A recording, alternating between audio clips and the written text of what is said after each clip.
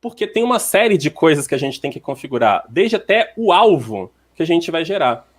Inclusive, uma das vantagens do TypeScript, que a gente até não mencionou, é a capacidade dele de gerar uma versão de produção do JavaScript para várias ECMAScripts diferentes. Então é possível até de você transpilar o seu código para uma ECMAScript 3, que vai rodar lá naqueles browsers lá do começo dos anos 2000. Tá? Aqui já é a primeira configuração que a gente pode fazer, que é o target. Aqui é o alvo da minha compilação. Então, o que eu poderia colocar é S3, se eu quisesse compilar para ECMAScript 3. ECMAScript 5 é o padrão, porque aqui roda em todos os browsers, né? Até o mais antigo lá, Internet Explorer 9, já morto, mas às vezes utilizado aí por conta de coisas de cache, né? Tem algumas coisas que só funcionam. Então, é interessante você fazer essa compilação aqui. Imagina, você produz o seu código com os novos padrões, com novos recursos do JavaScript, você compila para um padrão antigo. E vem cá, se for para Node.js, que obviamente você tem controle sobre o ambiente, né? Você acha que já dá para colocar um S6, eventualmente até mais recentes? Por exemplo, eu tenho certeza que eu uso a versão 15 do Node. Posso ir lá e colocar um 20? Pode.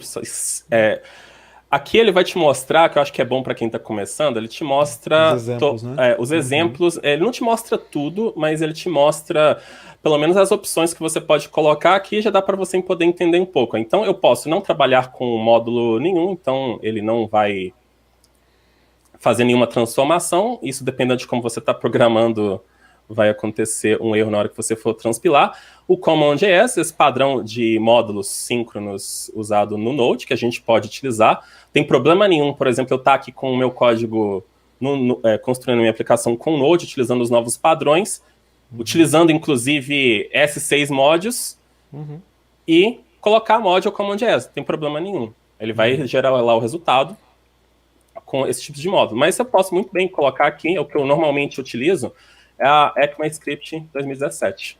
Eu tenho utilizado ela. Até você pode colocar as novas, porque a ECMAScript, a partir de 2015, é lançada uma por ano. Então, você pode chegar aqui e colocar 2020, mas aí você tem que olhar, no caso, a gente está falando de Node, qual a compatibilidade da versão do seu Node para essa compilação que vai acontecer. Então, determinados recursos não estão habilitados em versões mais antigas. Mas partindo assim, da 12 para frente, basicamente todas têm suporte a ECMAScript 2017. Lembrando que tem uma configuração que a gente faz no package.json, né? Para que você coloque o type module. E isso é uma coisa que, como você falou, né, veio daí da versão 12, né, nessa faixa aí pra frente, né? Porque tinha aquele rolo de .mjs, de flag experimental. Ficou muito tempo para a equipe do Node resolver essa questão dos módulos. Hoje já está superado, já tá um pouco melhor, né? Sim. Mas tem que tomar cuidado para você não configurar uma coisa no package.json e outra coisa aí, senão vai aí você vai desabilitar o suporte a CommonJS. Aí você não pode gerar CommonJS, né? Exatamente. Ficar uma coisa... Exatamente. Agora, um detalhe aqui, já pegando o gancho para a questão de front-end, o que a gente tem que lembrar é que o TypeScript ele não incorpora um sistema de módulos. Ele está apenas compilando o seu JavaScript. Então, eu estou colocando o CommonJS aqui porque essa minha aplicação rodaria em cima do Node. Mas se eu for para front-end e deixo aqui CommonJS, eu vou ter que ter alguma coisa lá que me ajude a trabalhar com esse sistema de módulos. Tá? Então, aí a ferramenta mais popular da comunidade hoje é o Webpack, mas tem várias outras ferramentas. Então, é algo que às vezes quem está começando não entende, principalmente no front-end, você joga aqui CommonJS, compila, chama lá o seu JavaScript no browser e dá erro lá de carregamento de módulo, mas, peraí, tá faltando alguma coisa? Sim, tá faltando alguém que incorpora esse sistema de módulos. No caso, o CommonJS, ele não é compatível por padrão no browser. Então, o Webpack, que é a ferramenta que gera um pacote, ele vai habilitar esse sistema de módulos para você, né? Inclusive, a gente pode trabalhar aqui até com famigerado MD, eu usei durante muito tempo e às vezes tira o sono de muita gente. Né? E nessa época que você usava MD aqui, eu usava uma biblioteca chamada de Require.js para poder habilitar, que o Require.js, que é a biblioteca que está habilitando esse sistema de módulos. Então, você compilava de TypeScript, para o JavaScript, e o require.js é que carregava os seus módulos assíncronos, né, que é a Asynchron Module Definition. A nova configuração que tem, eu vou deixar aqui como CommonJS, a gente pode deixar esse padrão, inclusive, para... O padrão funciona, essa é a parte importante. Esses dois, assim, né? CommonJS e S5, você deixar com o Node, vai rolar. Exatamente, funciona. Agora, tem essa nova configuração, não tão nova assim, mas ela é bem interessante, que é o Incremental True, que é a compilação incremental, porque vamos imaginar que você possa ter uma aplicação muito complexa, você tem vários arquivos ali, e quanto mais arquivos você tem, mais complexidade você tem, mais vai demorando esse seu build para poder gerar ali o seu JavaScript. Então, foi habilitado isso aqui para que a gente tenha uma compilação incremental, porque imagina o seguinte, vamos começar a configurar aqui uma pasta source, a gente tem aqui um index.js. Depois a gente... Aliás, uma coisa, você sempre, isso até pra galera que tá começando a olhar, sempre dentro de uma pasta, parece idiotice assim, mas se eu deixo esse index.ts fora da pasta source, o compilador teria que passar em mais coisas para analisar, eventualmente até em node modules. Exatamente, porque agora com a pasta source eu posso chegar lá embaixo, que ele já fez aqui para mim, eu adiciono o include e aí eu coloco a pasta source. Então quando ele for compilar, ele só vai olhar para cá. Inclusive, ele vai até desconsiderar, eu posso até jogar ele para Node Modules, mas a gente não precisa fazer. Porque o que vai vir na sua Node Modules, 99% das vezes vai ser apenas JavaScript, tá? Mas ele vai ter que descobrir que né? Ele vai ter ele vai ter que analisar pelo menos com uma regex para ver o que está ali dentro, né? Eu posso habilitar aqui a Node Modules, mas aí você vai ter um inferno na sua vida que você nunca vai querer passar por isso aqui. É tipo ele portal, vai demorar... né, para outro mundo, assim, né? É um portal, porque imagina, você tem... só aqui de eu instalar já veio um, mas daqui a pouco eu instalo qualquer outra coisa aqui, já vem 20 pastas. Botou então... Express aí, já vem umas 50 pastas. Já aumentou. Então vamos fazer aqui uma brincadeira com o index.ts, eu vou habilitar aqui apenas para a gente poder fazer um console, tá? Depois a gente faz outras coisas, só para ver se está funcionando tudo direitinho, a gente não compilou ainda. Então, ele já apontou para cá, aí agora, para ficar mais fácil aqui, eu vou gerar um script chamado de build. Então, é só a gente fazer aqui um ts, tá? É tipo, simples assim? Simples assim. Não preciso fazer mais nada. Então agora, quando eu fizer um npm run build, olha o que ele vai fazer. Ele compilou e gerou o meu JavaScript. Então esse cara aqui que eu rodaria lá no Node ou no browser. Veja que ele só acrescentou esse use strict aqui que não é necessário mais a gente utilizar, mas era um padrão utilizado no JavaScript ali para a gente poder... você declarou a variável, não utilizou, e fazer várias das coisas que ficavam sujeiras no código, isso aí causava uma série de problemas. Ele já faz isso aqui por padrão. Mas veja que ele continuou compilando com o mesmo código que eu fiz, não mudou nada. Inclusive, às vezes tem gente que acha, né, tem vários alunos que acham que quando eu declaro uma classe, essa classe é um padrão do TypeScript. Na verdade, era até 2015. Não é mais. Não é mais. Virava uma função construtora, agora já é uma classe mesmo, que no fim das contas é Syntactic Sugar, né? Mas já existe, pelo menos, né? Aí se botar um private, aí já não, né? Aí daqui para frente já é o TypeScript, porque ele adiciona mesmo aquela orientação objeto raiz. Então eu criei uma variável privada, que eu vou declarar aqui como Wesley. produto. Wesley? É product. Não, desculpa. Achei que era pessoa. Pode ser o... Bota o full cycle aí, produto full cycle. Cycle. Pronto. Então, ao rodar isso aqui de novo, olha que interessante o que vai acontecer. Eu não tenho mais classe aqui. Por que eu não tenho mais classe? Porque o meu alvo, ele é ES5. Na ES5, eu não tinha classe. Se eu quisesse criar uma espécie de classe, era exatamente esse código aqui. Eu criava uma função, dava um nome para ela lá, né, e tem o this dentro do function aqui para criar as minhas variáveis. Inclusive, não tem variáveis privadas para a gente poder trabalhar, não tem esses modificadores. É assim. Então, veja que eu não preciso me preocupar com o... Assim, o que está gerando? Eu tenho que me preocupar com o alvo só. Ah, qual é o alvo que eu quero? Mas você vai apenas se preocupar na hora que você vai programando aqui, pronto, tá? Agora, olha se eu chegar aqui e mudar para S6. Ao fazer o build novamente, olha a diferença. Meu código parece que é o mesmo, por quê? É ECMAScript 6, então mudei o alvo aqui, tá? Então ele suporta essa transpilação, né, para várias ECMAScripts diferentes, tá? Mas vocês viram aqui que ele gerou aqui esse index aqui nessa mesma pasta e o ideal não seria isso, a não ser que você queira construir um pacote que você vai compartilhar, você vai criar uma biblioteca e aí você vai acabar de gerar ali nas mesmas pastas. Então a gente pode chegar aqui no Compile Options, inclusive para eu não duplicar, vou só retirar a configuração que é necessária, que é o output dir. Então eu vou colocar pasta build. Agora, ao fazer isso, vou excluir o index.js, somente para vocês não acharem que está gerando ali.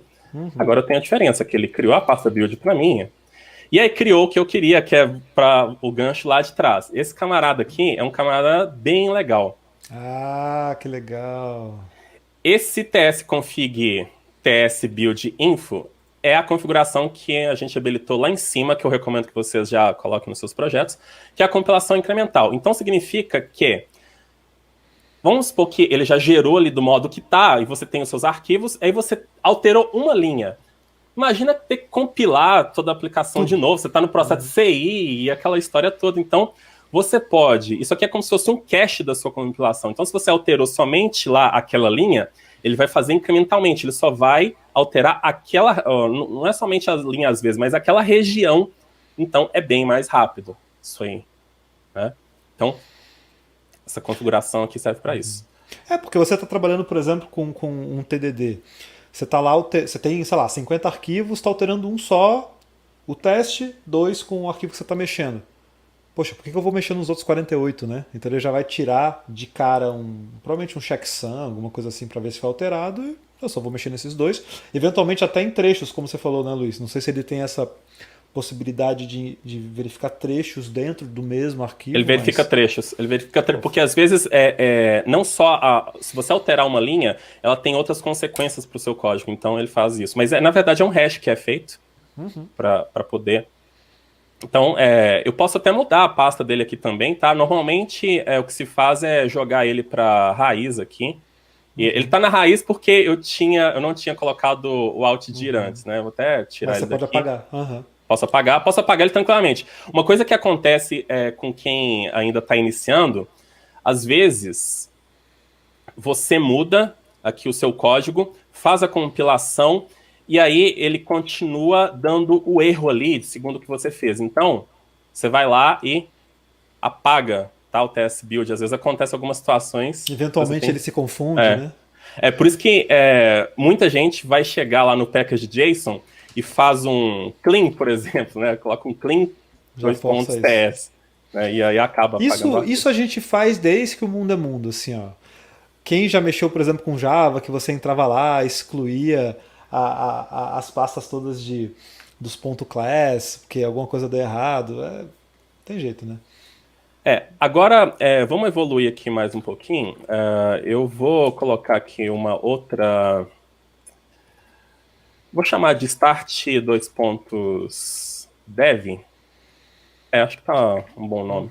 Eu posso continuar compilando o meu TypeScript sem precisar ficar rodando toda hora, que é o que eu vou fazer aqui agora. Então, npm start 2.dev. Ele vai ficar aqui compilando eternamente até que eu faça, né? Opção de watching. Então, pronto. Agora eu não preciso mais ficar reiniciando a compilação. E aí, agora que nas novas versões do TypeScript, tinha uma coisa que era bem chata. Às vezes você precisava mudar alguma configuração aqui, aí você está lá em modo watching, e aí você tem que parar e rodar de novo. Agora, é incremental também o test config. Se eu chego aqui e ativo, desativo ou mudo alguma configuração, ele já reinicia também com aquela nova configuração. Então isso adianta demais a vida, né?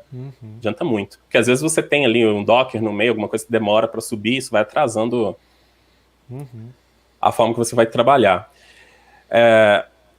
Você quer que eu repasse aqui? Eu posso repassar para o pessoal um geral aqui Claro, manda ver. Porque eu acho que você abordou o principal ali, que é o output dir, né? Que senão não faz sentido, né? Jogar os arquivos todos juntos.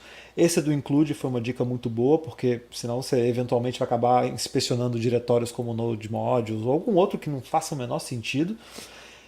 E aí, essa dica do incremental é fantástica também para que você tenha ainda mais agilidade, porque também não é um negócio tão rápido, né?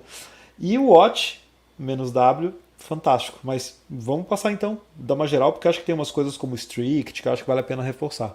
Sim, o strict está mais abaixo aqui, inclusive ele já está totalmente habilitado. Acontece que quando você está desenvolvendo com o TypeScript, às vezes você vai ter que ter um arquivo JavaScript aqui por algum motivo. Acontece, tá? Não é porque você está trabalhando com TypeScript que vai ser todos os arquivos TypeScript. Então, essa configuração aqui, ela já...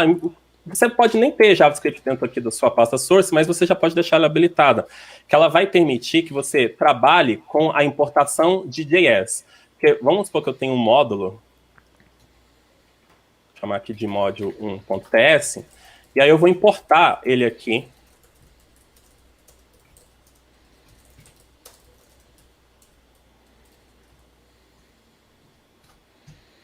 No meu index. Então, pode ter um JavaScript no seu projeto que você queira importar. Se você não fizer isso aqui, ele não vai conseguir importar ele não vai conseguir reconhecer o seu JavaScript, né? Vamos colocar um export default aqui.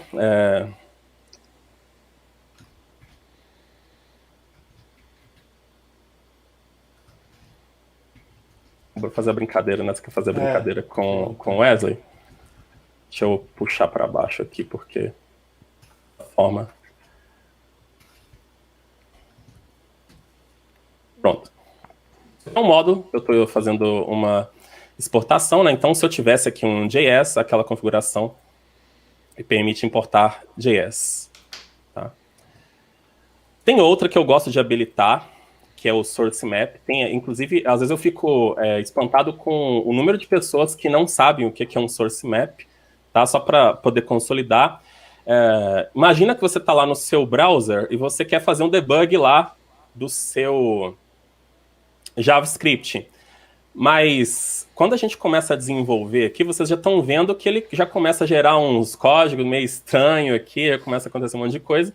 Então você teria que fazer debug lá no browser do seu próprio JavaScript que está lá, e é difícil. Então o source map, ele vai mapear linha a linha do seu TypeScript em relação à execução do JavaScript. Então quando você chega lá no seu browser, você vai ver o arquivo TS para você poder fazer um breakpoint, fazer outras watches e várias outras coisas. Então ele é bem interessante. Ele gerou aqui para mim o meu source map, aqui, esse ponto map aqui. Ele vai acrescentar o caminho do arquivo. Você vai ver, inclusive, parece que o projeto está carregado lá no seu DevTools, né? Você vai ver todo o seu projeto na íntegra. Então, essa configuração é importante. Até só rapidinho, esse allow.js que você tinha marcado como true, você botou lá mod 1.ts. Ali você quis dizer TS mesmo ou JS? Não, eu quis dizer... eu vou fazer como JS só para... Eu importei só para gerar um módulo mesmo. Porque na prática, se você tem arquivos JS misturados com os arquivos TS, o compiler vai ignorar? Como é que é o comportamento dele em relação a isso? Ele vai ignorar. Ele vai ignorar. Mas ele vai copiar para o dist, ou para o build, ou para o output dir, ou não vai mexer? Sim, ele vai. Vai copiar normalmente. Vai copiar então normalmente. dá para interoperar bem digamos assim, a pessoa está com um projeto lá, quero começar a usar TS, mas é tudo JS. Não, vou botar um arquivo só, vou mexer nesse aqui. Só tem essa questão, claro, de...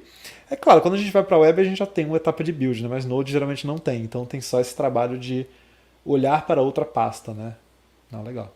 Às vezes pode se perguntar assim, por que eu usaria um JavaScript dentro do meu projeto? Você pode estar em alguma situação em que você tem que usar alguma coisa legada e não vai ser interessante você usar com TypeScript. Então você pode usar lá o JavaScript sem nenhum problema, tá? Mas não faça igual eu estou fazendo, organize melhor suas pastas, né? Porque a gente está só brincando aqui Só de jogando, compilar. né? E uma coisa para quem está começando, ó, cada vez que eu salvo aqui, ele está compilando. Se eu fizer alguma coisa errada, por exemplo, colocar alguma coisa aqui, ó, olha só o que ele me fala. Isso aqui que é legal, né? De ele mostrar qual é a linha, o erro que aconteceu. Às vezes os erros não são amigáveis, que essa é outra desvantagem. Às vezes ele faz uma dissertação para poder te falar que uma propriedade não existe num objeto, né? Mas por enquanto aqui o erro está tranquilo. Então eu consigo ver o erro tanto na compilação quanto dentro do meu arquivo. Vamos ver outra que eu gosto é de remover comentários, tá? Isso aqui, ela não é obrigatória, mas acontece muito de você colocar os seus comentários, não tem necessidade nenhuma desses comentários ir para o seu JavaScript em produção, porque você está usando esses comentários somente para desenvolvimento e vai diminuir o arquivo, vai ser carregado mais rápido. Então, é uma configuração que é simples, mas é bem interessante.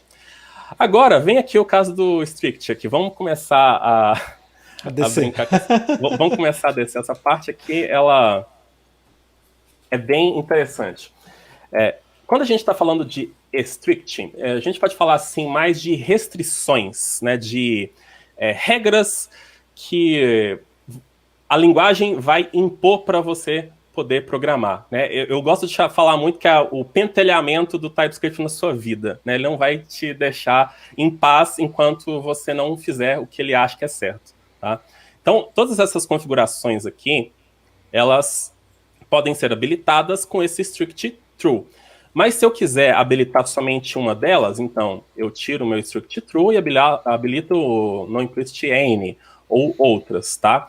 Eu gosto de trabalhar no meu projeto, não sei como que o Bran está usando, eu gosto sempre, eu gosto sempre que é possível, vou acrescentar, usar strict true, porque ele vai habilitar tudo isso aqui, e tudo isso aqui vai trazer benefícios para a sua programação. Eu tenho certeza que muita gente desabilita alguma coisa ou outra porque fica putaço por alguma situação acontecer no meio do código.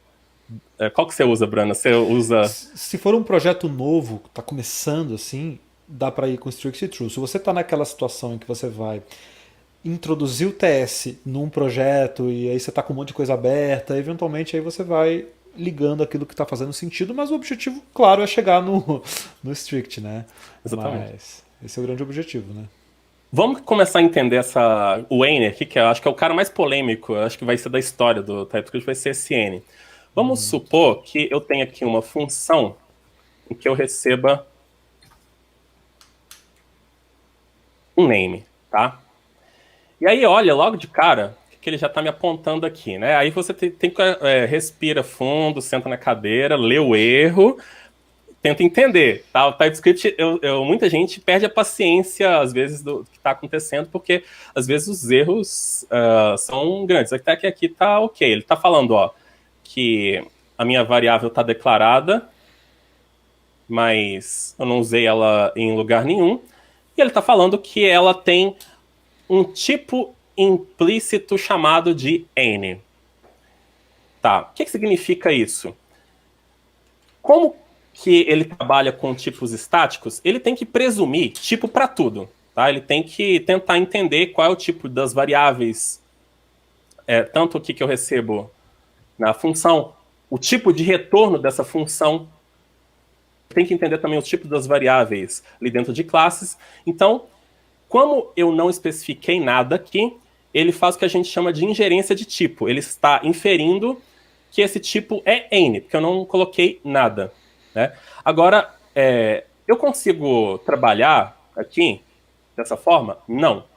Exatamente pela configuração que está habilitada, que é essa primeira aqui, que é o no implicit N. Ou seja, Você ia falar alguma coisa? Até mesmo se você der um console.log name lá, só para tirar a variável que não é usada, ainda assim, como você não disse o que era aquilo lá, ele, olha, é strict, é N, não é possível de ser usado. Ele tá te pentelhando aqui. É N. Por que ele tá te pentelhando assim? Porque o N é um tipo usado no TypeScript que serve para desativar a verificação de tipo. É como se fosse um off da tipagem, tá? Então, é por isso que ele é perigoso. Porque quando você começa a trabalhar com muitos N's no seu sistema, você não está trabalhando com os tipos. Então, vai perdendo-se o sentido de você usar o TypeScript e você corre mais o risco de chamar alguma coisa que não devia. Vai que alguém digita, você tá com P da vida, você faz lá um name Sim. XPTO, que não tem sentido nenhum isso aqui. Você acabou de fazer... Então, o N é ruim porque, uma vez que ela é N, o que eu fizer aqui tá válido. Se eu chegar aqui e desativar o modo strict,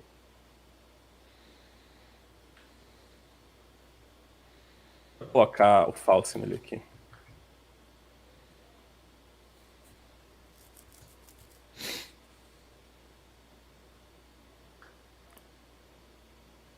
Ele tá me... Deixa eu ver. Dá uma paradinha e. Calma aí. Identify Não, é expect. porque eu não coloquei nome, né? Não coloquei o nome da função. Deixa eu colocar aqui, XPTO. É Por porque causa disso. ela não tá em nenhum contexto, né? Exatamente. Então, olha o que eu tenho aqui agora. Quando eu coloco ali o mouse, ele continua N, eu desabilitei essa verificação. Então, eu posso colocar aqui, chamar uma função qualquer, posso fazer o que for aqui. Ele não vai verificar isso, porque é N. Desabilitou totalmente. Então, isso é muito ruim. Então, por isso que é legal a gente ter isso aqui como true, porque aí ele vai te pentelhar. Ó, já mostrou o erro aqui. Olha, tipo é N, você vai ter que ou ser explícito, que é fazer exatamente isso aqui, tá? Aí é o TypeScript te falando o seguinte, olha, estava implícito como N. Você quer deixar como N, tudo bem. Aí eu não vou ser radical a esse ponto. Às vezes acontece alguma situação que você está usando um código de terceiro, uma biblioteca, às vezes o tipo, ela tem suporte para TypeScript, mas o tipo dela ali não tá com problema, acontece. E aí você coloca o N ali provisoriamente, até você resolver o que vai fazer, ou deixa ali até atualizarem lá a versão e corrigir. Então, essa forma de trabalhar aqui, ela é por sua conta e risco, ela é o bom senso seu, não é para a gente poder trabalhar dessa forma aqui, na maioria do nosso código, tá? Até você falou em biblioteca, uma coisa até importante para quem está começando a usar TS. Quando eu vou usar uma biblioteca, por exemplo, vou usar um Jest, vou usar um Express, vou usar um Moments, qualquer coisa que seja externa ao meu código, né? E obviamente vem de uma geração que não tinha TS, né? Em teoria, você estaria importando funções e essas funções, por não ter tipagem e eu estar com o strict habilitado, ela quebraria. Qual é a solução para esse tipo de coisa, para quem está começando não se desesperar também? Sim. Aí que acho que é até uma pergunta do Luciano Douglas ali, que se chama Definition Types. Boa. Acontece uma seguinte situação que às vezes tem gente que fala assim, não, eu não vou usar TypeScript aqui na minha empresa, porque a gente fez um sistema aqui com JavaScript e TypeScript eu tenho que começar do zero. Já é a primeira, você não sabe então o que é o TypeScript, porque a ideia inicial, tá? Não foi, depois. A ideia inicial é justamente você ter essa flexibilidade, essa adaptação. Então, eu posso chegar aqui na minha aplicação e criar... tem gente que usa... Às vezes eu uso, assim, typings.d.ts, ou você usa declarations, né? Tem gente que coloca, mas acho redundante, porque o D já é o próprio... Esse aqui é um arquivo TypeScript que eu criei, mas a extensão dele é de definição. Então, aqui dentro, eu não vou declarar nada de lógica, não vou programar. Eu só vou definir um tipo. Então, vamos supor lá que seja o Express. Então, eu vou declarar aqui um module Express tá?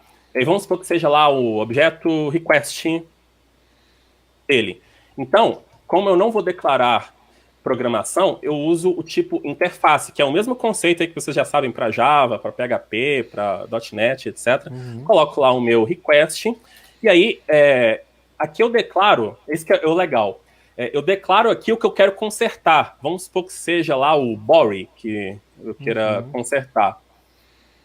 Então, aqui eu vou declarar o meu body, que vai, sei lá, retornar uma string. Vamos supor que tinha alguma coisa estranha lá. Então aqui eu apenas falei que um objeto request, do tipo request, vai ter uma função body que retorna uma string. 2 pontos significa o retorno. Então, na hora de chamar o express aqui, fazer lá o import, vamos supor que seja da request. Inclusive, ele até já, eu não tenho instalado, mas ele já, o VS Code já pega para mim. Ele não vai simplesmente falar que a request somente tem isso aqui. Ele faz um merge do tipo que está lá dentro da biblioteca com esse que eu declarei. Então, esse definition type te dá um poder tão grande que você muda o tipo, a tipagem lá da biblioteca de terceiros sem triscar lá no sua Node Modules. Ele faz essa mescla. Então, aqui nesse caso, né, vamos supor que eu recebesse aqui ao invés do name receber esse request, é só falar que esse request é do tipo request, aí você teria lá o seu body para poder, e aí no caso aqui, ele retornaria string, que ele já reconheceu. Inclusive, essa questão de definition types, ela até melhorou no TypeScript, porque antes você tinha que declarar o seu tipo, tinha que vir aqui no tsconfig e declarar, agora ele já reconhece. Eu achava muito terrível isso, porque quando eu estava começando, eu tinha que sempre consultar a documentação 3 vezes para me lembrar qual que era a configuração que eu tinha que fazer. Né? E eu imagino que a maior parte das bibliotecas hoje também já tragam, né? Inclusive até mesmo passando o mouse em cima do erro, ele já te sugere, ó, instala aí o @types/jest. Ah, legal. Então você já tem até uma indicação de onde encontrar esses types. Você já chegou a ter que construir manualmente isso, Luiz, para alguma biblioteca que não tinha mais suporte? Já cheguei. Cheguei a fazer com o Vue.js. Early adopter, né? Assim. Exatamente. Porque chegou num ponto que eu estava querendo utilizar, e aí eu fiz a adaptação inteira. Porque eu acho que, se eu não me engano, desde 2018 para cá, que vem sendo um pouco mais legal. Antes, assim, tinha adaptação de fulano, ciclano e etc, mas, assim... Aí tem o Vuex também, que é o gerenciador de state ali, e aí era mais terrível ainda, né, a forma de trabalhar, assim, porque às vezes você está precisando de algumas coisas, e aí o tipo lá que a pessoa fez não está adaptando o que você fez, aí você pode usar, obviamente, o definition type, mas você prefere, vou fazer esse negócio aqui, porque o Vue.js é bem simples, né, no final das contas também. Agora, essa questão que você falou do types é interessante, porque... Imagina bibliotecas aí, 500 mil bibliotecas JavaScript, elas tivessem que chegar lá e alterar o pacote para incluir pelo menos esse definition type na biblioteca. Seria bem estranho, né? Então, o que a Microsoft fez foi criar um repositório só de tipos. De types, né? Que são os @types. Então, você tem que olhar se a sua biblioteca ela já vem com suporte a TypeScript. Às vezes já vem. Muitas das vezes não separaram, colocaram no @types e depois tiraram do @types ou deixaram lá, mas já acrescentaram dentro da própria biblioteca. Mas uma coisa interessante que o TypeScript faz é que se você instalou aqui o Express e você está usando o TypeScript aqui, ele verifica se existe essa tipagem. Se não existe na própria biblioteca, ele verifica lá no repositório da Microsoft. Então ele fala assim, opa, aqui, ó, para você continuar trabalhando, faça o npm install @types/express ou qualquer outra coisa. Tá? Então, às vezes a gente acaba ficando muito assim, né, coloca o Express aqui, né, instalou o Express lá, e aí você coloca, né, agora tem que ser dev dependence, né, senão vão me xingar, sei lá. arroba types. Ele vai me xingar, você não colocou, você não separou. Seria isso. Então, o tipo está separado. Tem muita gente que prefere fazer isso. Eu não quero colocar a definição de TypeScript aqui, etc. Então, veja só, eu não preciso... Para que o Express use TypeScript, ele não precisa ser redesenvolvido em TypeScript. Esse é o ponto, né? Tem que entender. Essa parte daqui. Voltar para cá. Então, a questão do N, eu acho que ficou claro, né? O N é a faca de dois gumes. Porque se você começar a desabilitar as verificações, não vai adiantar nada. E aí tem essas outras aqui também que são importantes, tá? Vou passar um pouquinho delas. Essa outra aqui que eu julgaria a segunda mais importante, que é o Struct Null Checks. Imagina a seguinte situação. Um erro que acontece muito, isso é comum com todo mundo. Você tem aqui Deixa eu pensar num exemplo interessante. Você vai, de repente, invocar alguma função de um objeto? Bom, vamos declarar aqui uma interface. Vou criar aqui um tipo de produto e eu vou ter meu produto lá que tem um name. Então, eu posso chegar agora numa variável produto e falar que ela é do tipo product. Pronto. Então, é só eu fazer aqui um name igual a full cycle. Veja que a interface, né, que ela está muito ligada aqui, ela pode ser usada também da mesma forma que a gente está acostumado com classe. Ela pode ser um tipo comum que a gente passa numa variável, passa num parâmetro de função normalmente. Então, vamos supor aqui que eu tenha isso aqui. O problema é que ele vai me falar que eu não inicializei, mas de qualquer forma,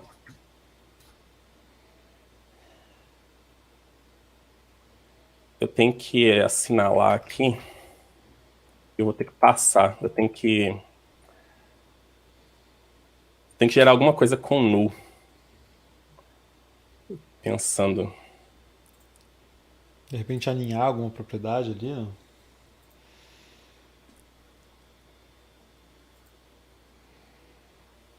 Se eu passar aqui, eu quero causar uma exceção daquele tipo.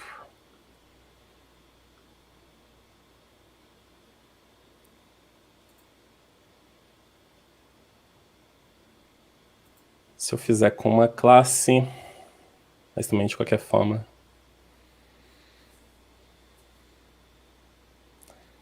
É porque com o modo strict, ele de qualquer forma vai barrar no... Eu quero criar uma forma mantendo o modo strict. O pessoal tá dando umas dicas no chat ali, ó. Usar array. Eu pensei no array. O find array é ser interessante. Vamos supor que eu tenho aqui... o array acho que é legal. Um array é legal. Vamos supor que eu tenho um array de produtos. E aí eu vou criar aqui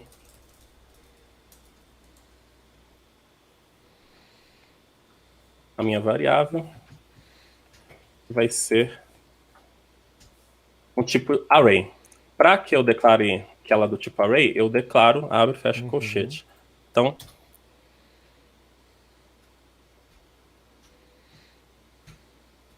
aliás, isso pra coitada da pessoa que acabou de começar a mexer com TS é uma desgraça, né? Const products, product array igual array. Aí você fica olhando assim, de onde é que esse desgraçado tirou esse negócio? Mas, é isso aí. Resiliência, né? Resiliência. O meu modo strict aqui tá, mas de qualquer forma aqui, ele... Será que ele vai sacar? Não vai sacar. Ele não vai sacar. Você habilitou? Habilitei. Eu coloquei o struct true. Tá.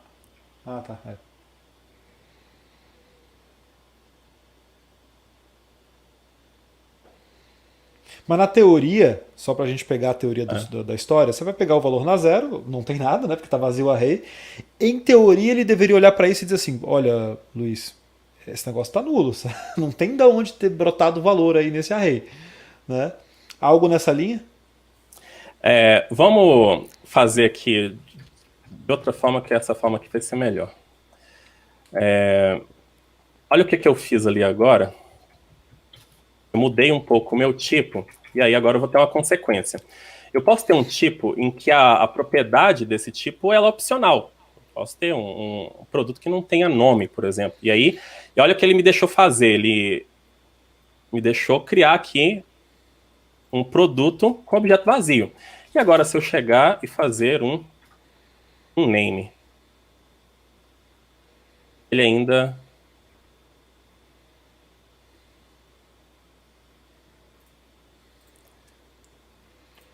E tá te Tá de trolando. novo aqui. Tá me trollando. Bom, quando você está programando normalmente, ele Ele te torra o saco. Quando torra o você quer sarro, que ele dê o erro, ele não dá o erro, óbvio, né? ele não dá o erro.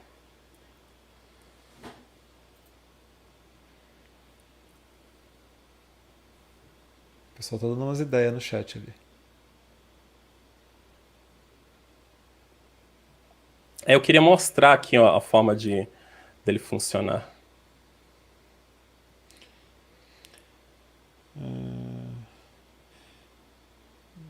Se você colocasse uma propriedade de uma propriedade, Exatamente isso isso que aqui. me veio à cabeça. Exatamente. Exatamente. Eu não vou usar o optional chaining aqui. Olha esse caso, é justamente o que está ali, ó. Esse strict no checks é exatamente essa situação aqui. É porque eu não estava colocando nada para acessar. Presumindo que esse name aqui, ele é Não tem opcional, garantias, né? não tem garantias, e aqui eu consegui declarar um produto vazio. Então, quando eu for tentar chamar, ele está falando, olha, essa propriedade aí possivelmente é null. Né? Se eu chego e não uso isso aqui, vai acontecer no seu código TypeScript que você faz essa situação aqui, você vai ver o erro somente quando estiver em produção. Então isso aqui é terrível. Tá? Isso aqui é terrível. Aí se eu quiser resolver essa situação, só aproveitando aqui o gancho, né? Eu posso utilizar o optional chaining, mas desse caso aqui, olha o que perigo isso, né? O optional chaining, ele foi adicionado na release 3 ali. Ele faz com que se não existir, ele não executa, né? Então isso aqui seria a mesma coisa de fazer... Fazer o ou, né? Fazer o e, né? Isso é sensacional. Posso fazer assim. Uhum. É isso, caso utilizando cooperação ternária. Eu fazia até com e-comercial ali, né? Pode ser, Assim, pode tipo, ser. Pode ser com e-comercial. é. Com Isso, já que é e-comercial. pra baixar o nível, vamos baixar logo, né? Comercial. Essa é pra assustar pessoas que vêm de outras linguagens, né? Aí você coloca ali, o pessoal vai olhar, o que esse cara tá fazendo? Agora, imagina que às vezes a propriedade, ela tem um outro tipo aqui, então às vezes você pode ter várias chamadas. Imagina o tamanho disso se você começa a replicar isso no seu código. Então, o optional chaining se resume apenas em você colocar a interrogação. Isso aí já tá em stage 4, não? Não, 3, isso aqui já 4? tá 3 da 3.7. Ele já tá... Mas digo, pra incorporar na Tá, especificação de JavaScript mesmo. para Também. deixar claro, isso é uma proposição, tá? Isso é uma proposição que vai Tá rolando entrar há em tempo ECMAScript. já. É, que tá Sim. rolando há tempo isso aí. Eu Sim, lembro. sim. Ela tá para entrar, inclusive a outra também, que é o assertion null, que é usar a interrogação aqui, que aí a interrogação já é por sua conta e risco, tá? A interrogação, às vezes, quando ele te mostra o erro, você, com optional chaining não funciona, então você passa isso aqui, você fala assim, eu garanto que isso aqui, por exemplo, vou pegar aqui o caso de um array de produtos. Esse caso aqui a gente vai ter certeza que existe ali um nome, tá? Acho que é o exemplo que o pessoal queria aí do find. Boa. Pronto. Então imagina que eu quero fazer aqui uma busca.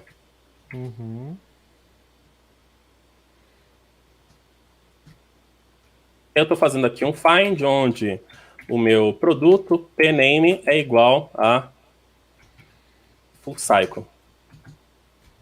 Obviamente isso aqui vai dar certo, tá? Porque eu tenho o meu full cycle aqui, estou buscando. O problema, aí que vem, é a assinatura da tipagem. Porque o método find, eu posso clicar aqui com o botão direito, inclusive eu não mostrei, eu posso ir para a definição. Eu tenho a definição do TypeScript. Não se importe com isso aqui é outro problema, que quando a pessoa se depara com esse tipo e vê esse T aqui e vê... Peraí, tem 2 finds? Aí a pessoa não se importe com isso. O generics, não se importe com isso, mas olha o que ele está falando aqui, ó. É importante que a gente, pelo menos, entenda um pouquinho. Ele está falando que esse find, né? O find, eu estou buscando, ele vai me dar um elemento, mas tem o risco de eu não ter encontrado. Há o risco, porque isso faz parte da assinatura. Então, se eu fizer aqui, ó, o VS Code já faz isso para você, que é já chamar o optional chain, porque se o found não existir, ele não vai dar um erro aqui ao chamar. Mas se eu fizer isso aqui, ó, ele está falando para mim que, ó, possivelmente é undefined. Né? Não tem como você... O find, ele pode retornar undefined. Garantias, né?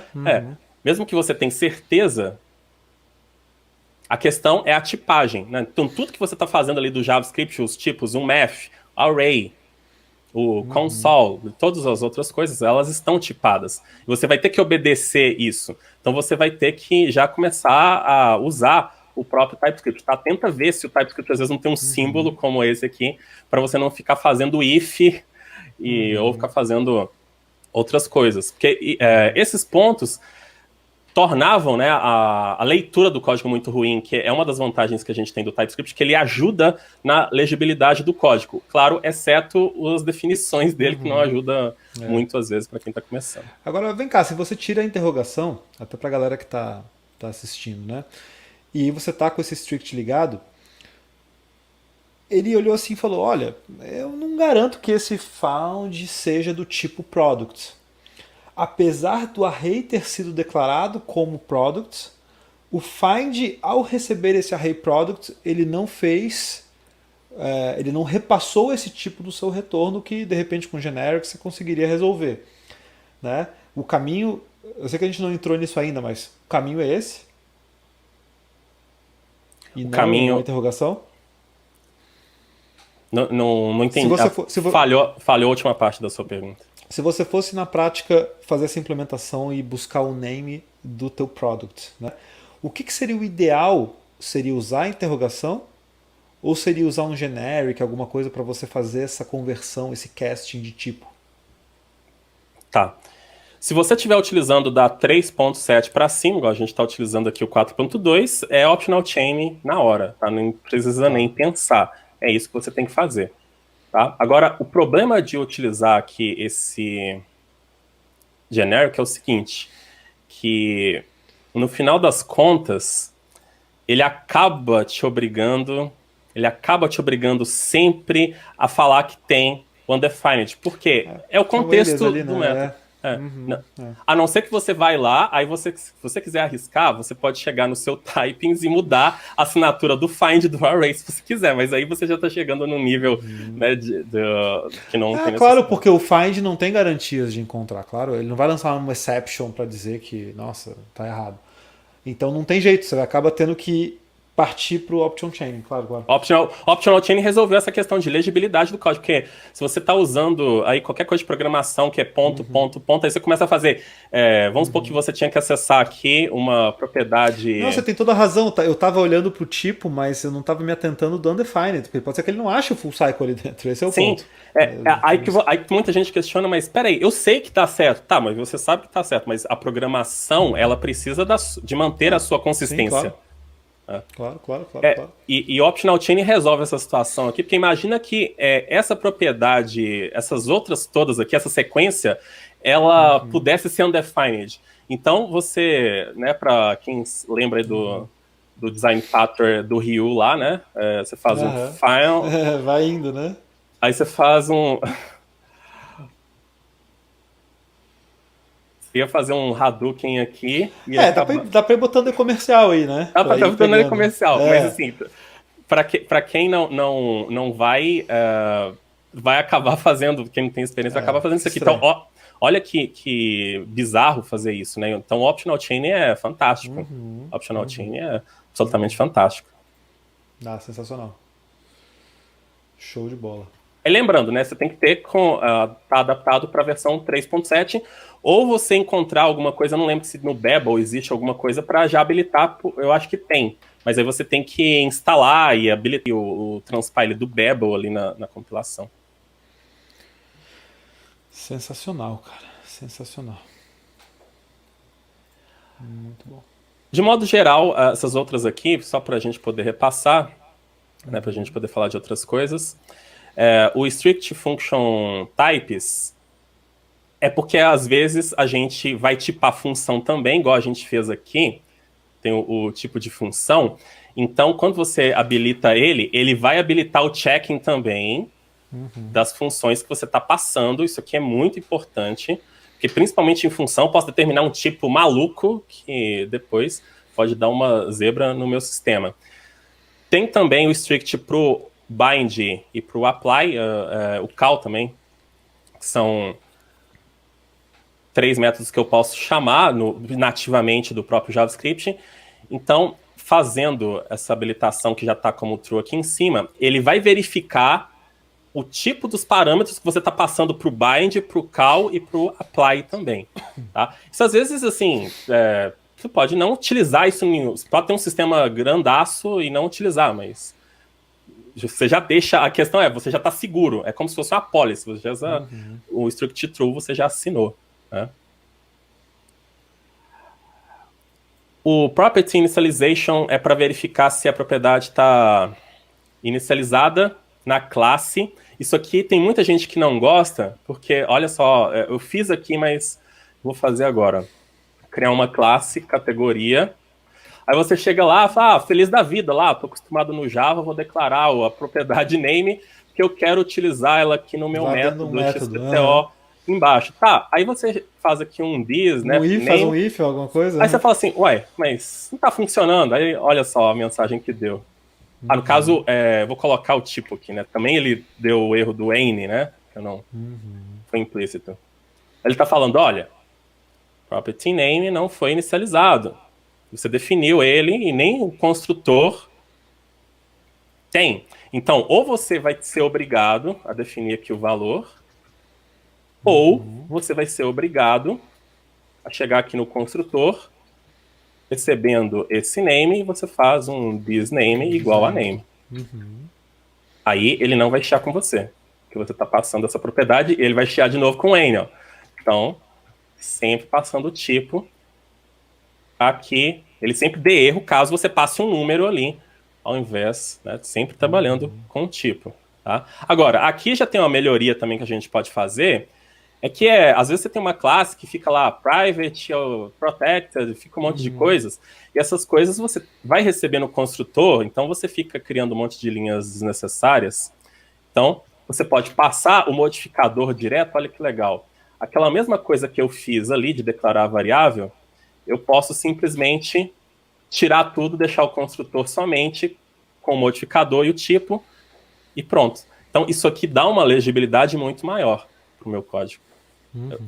Lembre-se, você tem que passar o modificador para que a variável pertença à classe, seja uma variável da classe. Se você passar aqui como segundo parâmetro um price somente, você não vai poder acessar ele via this. Ele não pertence à classe. Você teria que passar aqui um private, um protected, né? Você pode passar dos 3 modificadores mais famosos que tem basicamente todas as linguagens orientadas ao objeto.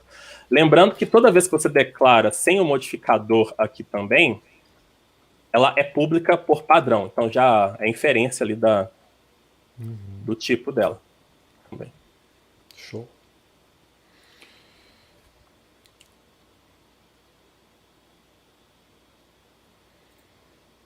Tem alguma dúvida que já quer tirar da Olha, o galera? Ou você pessoal quer deixar tá falando mal do Angular 8 ali, só aceita a versão 3.6 do TypeScript.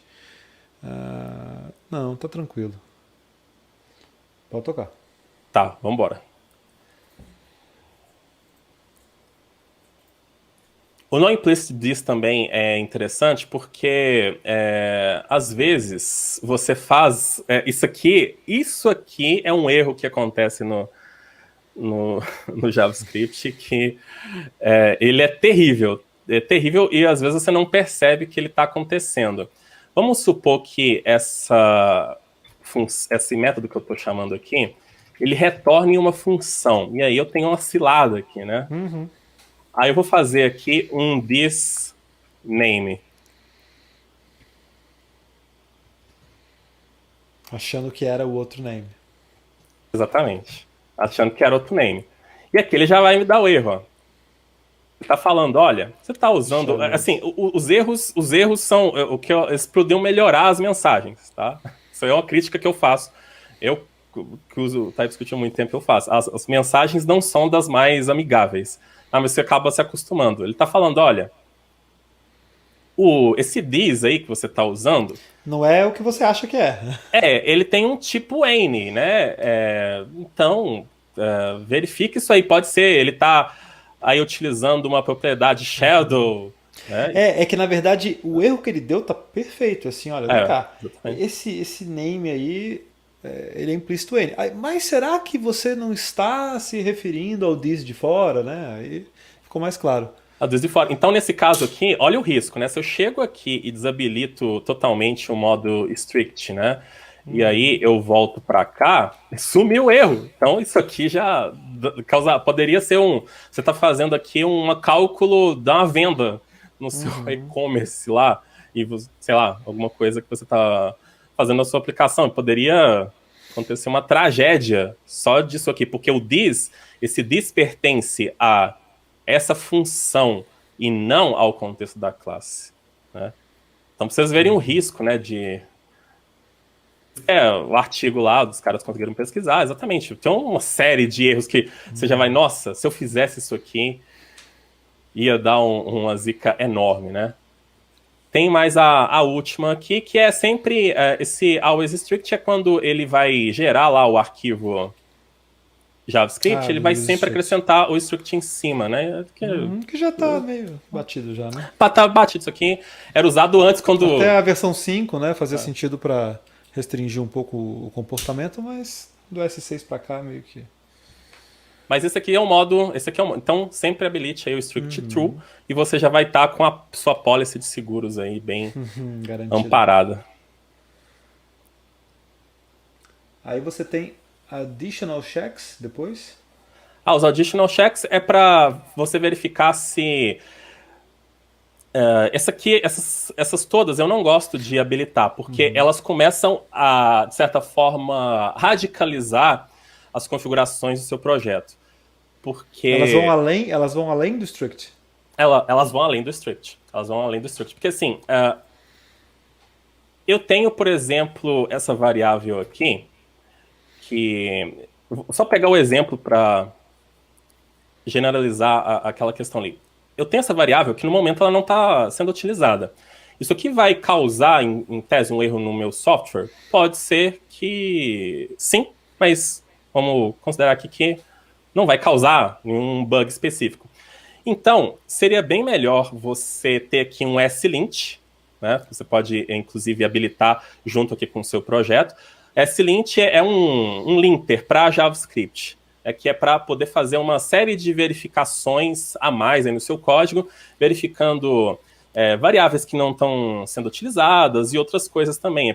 Você pode, inclusive, até adicionar a extensão no VS Code, né? Falando de VS Code, eu já tenho ela habilitada aqui. Inclusive, tem até um link meu que as minhas extensões são públicas. Eu posso depois compartilhar aí no Gist, né? Então, com o slint, eu já poderia apenas ter um warning, né? Eu não precisaria, para o meu projeto, eu só quero que ele me notifique, quando eu for compilar, que a variável não foi utilizada. Mas aí eu posso chegar aqui e começar a mudar esse comportamento no TypeScript. Então, eu posso começar a falar para ele aqui de uma série de situações que seriam apenas warnings para você se tocar, já começa a virar erro. Então, isso você tem que avaliar para o caso do seu projeto. Eu normalmente não habilito eu utilizo o SLint como adicional para poder fazer as verificações, porque isso aqui vai te dar um nível tão grande de restrição que pode ser impeditivo para o seu projeto. Todas essas aqui, né, são 6, né? Elas vão fazer a verificação de que alguma coisa não está sendo utilizada, se não foi declarado e etc. É muito na linha do que o próprio Douglas Crockford propunha, né, na época do S-Lint. S-Lint will hurt your feelings, né? Tipo, só que o dele era o JS-Lint, né? Depois foi sendo adaptado, né? Para justamente trazer um rigor que a linguagem não trazia, né? Então te protegia na teoria de algumas situações. Inclusive tem até o SLint, ele é focado para JavaScript, ele funciona, ele verifica arquivos TypeScript, mas você tem também o TS-Lint, tá? Então tem as duas extensões que são recomendadas, inclusive essa aqui é mantida pela própria Microsoft. Nesse caso aqui, obviamente, eu não tenho elas instaladas, eu preciso instalar esses pacotes aqui na minha Node Modules, eu preciso configurar um arquivo aqui de manifesto, né? Mas isso aí acho que a gente pode abordar aí, fazer uma live 2 de TypeScript 2.0 ou alguma coisa assim, né? Porque senão vão ser muitas informações que já são que a gente está passando aqui, né, para as pessoas. Próxima aqui é o módulo de resolução. Essa aqui eu habilito por padrão Node. Você tem dois tipos aqui, que é o clássico e o Node, que é a forma que ele vai tentar encontrar um módulo dentro do seu projeto. Tá? Então, imagina aqui que eu cheguei na minha aplicação, eu quero importar aqui um Axis da vida. Um Axis da vida. Obviamente, eu instalaria ele aqui na minha Node Modules. Né? Ele procuraria. Mas além de procurar ele procura dentro da sua pasta source, ele procura dentro da Node Modules, ele vai subindo os níveis de pastas, coisa que o módulo de resolução clássico não vai fazer nesse nível, tá? Então, o Node é padrão para que ele consiga importar os módulos. Se você não consegue importar um módulo, ele não consegue entender, ele vai dar erro aqui, né? Por exemplo, na teoria, tá? Um módulo global que está instalado fora da pasta Node Modules do teu projeto, se você não habilita aquilo ali, ele não vai lá. Sim. Show. Isso é uma dica legal para quem vai usar com Node, né? Sim, exato, com Node. E aí você pode ter aquele caso do monorepo, né? Acontece muito de monorepo. Você tem o seu nível de Node Modules ali no seu projeto e você tem um nível superior lá compartilhado, né? Porque às vezes você gera uma Node Modules tão monstruosa que é melhor você gerar uma centralizada para dar uma desafogada nem, né? Porque um projetinho aí com 30 mil arquivos, imagina cada projetinho ali, você pode organizar, né? Claro que aí você tem outras consequências, mas aí vem aquela caso de usar monorepo ou não. Né? Essa aqui está habilitada, já habilitei. Essas outras aqui, elas eram bastante utilizadas em versões anteriores do TypeScript. Não tem sentido mais a gente trabalhar, a não ser por alguma especificidade, tá? Base URL, o Paths, o Roots, a não ser que você queira, vamos supor que você tá com um módulo num outro lugar, que você quer, de fato, que a ponte aí, que ele verifique lá, então você pode usar essas configurações aqui para fazer isso. Tem uma que, antes de eu chegar nessas duas aqui, tem uma que eu gosto de habilitar, que inclusive eu não sei por que ela não é gerada aqui, que é o... Não sei se o Rodrigo já riu, não sei se ele sabe. Parece besta, mas eu gosto de habilitar essa aqui. Eu não sei porque ela não vem, né? Ela deveria listar. Que é o Resolve JSON Module. Acontece muito nas nossas aplicações JavaScript que a gente tem algum JSON aqui, você cria lá o seu banco de dados em memória. Banco de dados em memória, algumas template configurações. de e-mail. Nossa, eu uso direto isso. Pois é. E aí você não habilita isso aqui, você chega lá no seu módulo lá, importa aqui o JSON from Ele vai chiar com você. Ele vai chiar com você. Porque ele. Para ele, isso aqui é um arquivo TS. Ele não tá entendendo isso aqui. Ele não tá É porque entendendo isso aqui. não tem export default, não tem nada, né? Ele fica Export meio... default. Então, isso aqui já resolve o nosso problema. Inclusive, quando a gente trabalhava com front-end, não sei se já teve esse caso com o Webpack, você queria fazer essa importação, você tinha que habilitar lá um loader para poder carregar, ele entender arquivo JSON. Nesse caso, agora com TypeScript, né, você já tem essa configuração e não é necessário mais. Essas duas próximas aqui, ó, inclusive vou até subir essa aqui. As duas próximas, elas são muito importantes para a gente poder evitar problemas de importação na nossa aplicação, que é o Allow Synthetic Default Imports e o ES Module Interoperability, né, que é os abreviaram, imagina ter um nome desse aqui. Nossa, só para escrever você já... Imagina a situação que você está aqui utilizando o ES6 Module e aí você tem um pacote aqui que está utilizando o CommonJS. Aí já tem um primeiro problema, porque são dois tipos de módulos que trabalham de forma diferente, né? Então, vamos simular um aqui. Tem lá um seu CommonJS, aí você faz lá um módulo, exports. Eu tenho raiva, às vezes, que ele tem uns snippets que você vai editar alguma coisa, tá vendo? Ele já entra no... Nossa, direto. Tem hora que eu falo que eu vou tirar e acabo não tirando, mas uma hora eu vou tirar. E eu tô acostumado a escrever texto, pauta de live, eu faço tudo no VS Code, né? Você faz tudo no VS Code? Eu só uso VS Code. Eu não tenho Excel, não tenho Word, essas paradas, não tem nada. E aí você vai escrever o texto da pauta, ele fica querendo adivinhar a palavra da língua portuguesa, ele te joga snippet de código, fica difícil, né? Não dá. Eu tenho também não sei se você tem essa extensão na sua, é o Code Spell Checker, que é uma biblioteca, quer dizer, uma extensão do VS Code para poder analisar o idioma que você está, por exemplo, você está digitando uma frase gramática. E tal. A gramática. Então eu tenho inglês e português. Às vezes o length, né? Você vai colocar length e aí aquela confusão, né? TH para cá, para lá. Boa. Boa dica. Boa dica. Essa eu não usava, não. Essa aqui eu tenho. Tem várias aqui, né? Eu não sei se para o meu WSL aqui ela está totalmente habilitada, mas enfim. Então, isso aqui é um módulo, né, como a gente trabalha ainda, né, não pode falar trabalhava, isso aqui se trabalha ainda com o Node, né, utilizado bastante no Node, coloca o mod, o export para poder exportar, e aí tem uma situação que eu posso... eu estou chegando aqui no meu index.js, eu quero importar aquele módulo ali, né, importando o módulo from CommonJS. Vou colocar CommonJS aqui. Tá, a princípio tá tudo bem.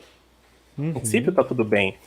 Mas o problema é que a forma do S6 de trabalhar, ela é diferente do Common, porque quando eu faço isso aqui no S6 Modules, eu estou buscando um export default que tenha lá no módulo. E lá no CommonJS, eu acabo não tendo eu não tenho esse export default. Então, a gente acabava fazendo essa situação aqui. E isso aqui confunde muita gente. Peraí, eu tenho que fazer, eu não tenho que fazer, tenho que fazer...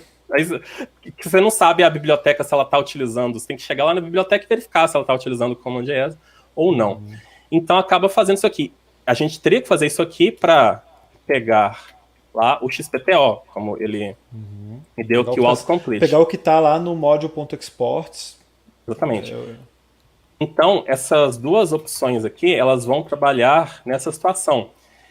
Quando você faz ou melhor, eu vou deixar elas aqui, eu vou deixar esse módulo aqui, acho que ele não vai dar erro, não está dando erro aqui por enquanto, vamos verificar aqui o index, né, que agora já está um pouquinho monstruosozinho, né? Vamos ver se eu acho aqui, ó. O TypeScript tem dois tipos de import quando a gente adiciona aquelas configurações ali. Tem o import star e o import default. Então, ao invés dele fazer um import diretamente, ele vai aplicar essa funçãozinha para normalizar a importação e que a gente não tenha dores de cabeça, né? Isso é muito complicado, porque você tem vários sistemas de módulos, e aí você tem que ficar sabendo qual módulo que você está trabalhando. Às vezes chegar, não, peraí, deixa eu ir lá no Stack Overflow, não está dando certo, qual que eu tenho que usar, né? Então, essas duas opções aqui, elas são... Só volta no Common.js lá que você criou. Ah, perfeito. Então você botou module.exports. Se você não habilitasse aquilo ali, ele ia dizer assim, module.exports não existe. Alguma coisa nessa linha? Porque você optou por ES6 modules? Sim, Tá. ele faz isso. Tem a outra forma, que é utilizar um export, caso que não vai funcionar, mas é outro tipo de exportação que eu posso fazer. E nesse caso aqui, essas duas, elas resolvem também. Legal. Elas resolvem também. É literalmente isso, né? Vai interoperar, vai permitir que você mescle isso. Show. Essas duas aqui são muito importantes, porque ela permite essa retrocompatibilidade com os módulos Common, com MD também, né? A gente tem, né, 500 tipos de módulos para JavaScript, porque cada um foi criando à medida época, que precisava. Né? Tá, essa questão aqui de Presef Scilinks eu não utilizo, não lembro se algum dia eu utilizei, a não ser que você trabalhe com links simbólicos, mas é uma situação bem remota. O Elo, o OMD Global Access também, se você estiver trabalhando com módulos OMD no seu projeto, mas isso aqui também não precisa habilitar. Tem a source root que você pode colocar uma pasta para o seu source maps. Então, peraí, meus source maps estão aqui na mesma pasta da build. Eu quero mudar a minha pasta, então eu posso, mas nesse caso aqui eu não vou chegar nesse nível de configuração. E tem as formas de trabalhar aqui com o source map, né? Que eu posso trabalhar da forma inline, eu posso colocar ele dentro do próprio arquivo JS, que é outra forma de trabalhar também. Na hora dele compilar, né, vocês estão vendo aqui que ele está fazendo o apontamento do source map para o arquivo. Isso aqui o browser vai entender, o browser tem que entender. Mas eu posso colocar o inline source map, que é já dentro da minha própria exportação. Mas essas configurações aqui também eu não habilito, tá? Não preciso trabalhar com elas. Essa aqui eu vou pular por enquanto. E tem o skip lib check, que é muito importante, eu deixo ela habilitada, porque é o seguinte. Tá, você acaba de instalar lá a biblioteca XPTO no seu projeto e ela tem um tipo TypeScript que está errado. E aí você fala assim, não vale a pena eu sobrescrever a definição dela, não quero. Então, simplesmente, você sabe que é só o tipo que está errado, o funcionamento da biblioteca está ok, isso acontece bastante. Então você mantém essa opção aqui, porque aí... essa aqui é... Aí ele não vai te pentelhar e falar assim, aquela biblioteca lá, mas aí eu vou ter que fazer um fork, eu vou ter que fazer alguma outra coisa. Então, não... É muito ruim trabalhar sem essa opção. E a última aqui, o Force Consistent Case em File Names, é para a gente poder desabilitar formas que você pode nomear o arquivo com o case sensitive. Então, imagina que eu tenho aqui colocar assim, um product repository.ts, aí alguém acaba criando tudo minúsculo. E aí, ou com P maiúsculo, ou com... ou com P maiúsculo. Aí você... Peraí. Então ele vai acabar chiando. Mas, por exemplo, se você tivesse outro com P maiúsculo na sequência aí, ele iria reclamar?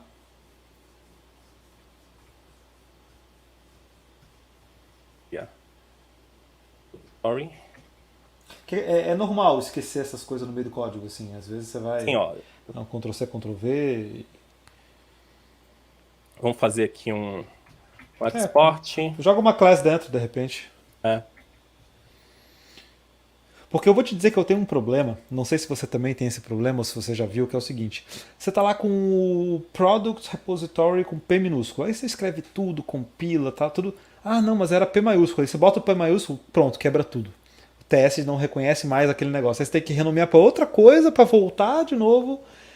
Tem alguma... um comando que se apaga para tipo uma cache. Eu pesquisei bastante, não achei jeito senão renomear e desrenomear. O que que ele tá falando aqui, ó? Ele vai chiar. Already included. É. Ele vai chiar. Fala assim, opa, peraí, você tem dois arquivos aí com um nome que eu Exato. estou considerando que é o mesmo nome. Então isso aqui é terrível, né? Imagina você tá com um projeto com várias pessoas. Aí acontece você não percebe, criou o arquivo, já vai fazendo as coisas que estão acontecendo ali. Então essa configuração. Agora, sobre isso que você falou, principalmente trabalhando aqui com incremental, fazer o clean lá e rodar de novo, infelizmente, tá? A gente ainda não chegou nesse nível de maturidade para. Nossa, mas, cara, isso é o que mais, assim... Porque, sei lá, você tá escrevendo, você bota uma letra... Você erra o case sensitive, era uma classe, você achou que não era, eventualmente você renomeia só uma letra, ele já não se mexe mais, assim, ups. Hoje ele melhorou bastante. O que ele tem ultimamente nas novas versões que pega bastante é quando você remove o módulo antes de remover dos arquivos. O que pega bastante, às vezes, que você tem que reiniciar. Às vezes ele consegue ver, às vezes não. Mas se você muda o nome do arquivo ali, ele não... Ele consegue se recuperar depois, mas é um ossos do ofícios, né? Não, faz parte, faz parte. Que acaba assim... Faz parte. E aí o includes é o que você falou antes, né? O includes é importante também para você focar só numa pasta e show de bola. Nossa, coisa nesse teste config. E tem propriedades que não estão aí, né? Sim, exatamente essa que eu puxei ali do Resolve JSON Mod. Tá. A gente viu bastante coisa, né? A gente viu desse teste config bastante coisa. Já dá pra se virar bem, né?